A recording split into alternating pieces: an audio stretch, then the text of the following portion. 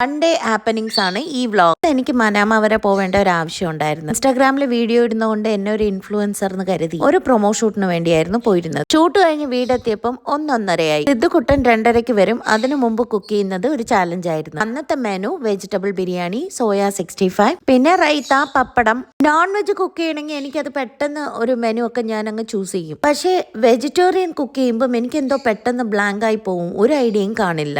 Life starts at 40 എന്നൊക്കെ പറയില്ലേ, അതിനെക്കുറിച്ച് നിങ്ങളുടെ അഭിപ്രായം എന്താന്ന് വെച്ചാൽ കമന്റ് ചെയ്യുക.